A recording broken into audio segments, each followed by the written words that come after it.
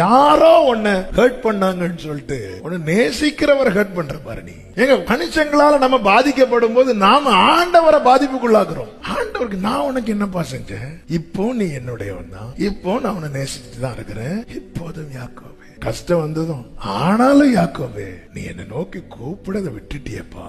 நீ என்னை குறித்து மனம் சலித்து போனாய். அவருக்கு தெரியுங்க நான் நடக்கும் பாதை எப்படிப்பட்டது என்பது, இனி நடக்க போகும் பாதை எப்படிப்பட்டது என்பது அவருக்கு தெரியும். நீ தண்ணீரை கடக்கும் போது என்று சொல்லும் போது, ஆண்டவரே தண்ணீர்களையா கடக்க போறேன், இதை பார்க்காத, நான் உன்னோடு இருக்கிறேன் என்று சொன்னாரே. நான் உன் கூட இருக்கணும்னா நான் உனக்குன்னு போட்ட பாதையில தான் நீ நடக்கணும். நான் விரும்பி செல்லுகிற பாதையில் இயேசு என்னோடு வரமாட்டார். அவர் எனக்குன்னு போட்ட பாதை. இப்ப நான் எதை பார்க்கணும் தெரியுமா?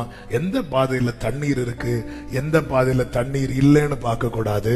எந்த பாதையில நடந்தா கர்த்தர் என் கூட வருவார், எந்த பாதையில நடந்தா கர்த்தர் வரமாட்டார், இதுதான் பார்க்கணும்.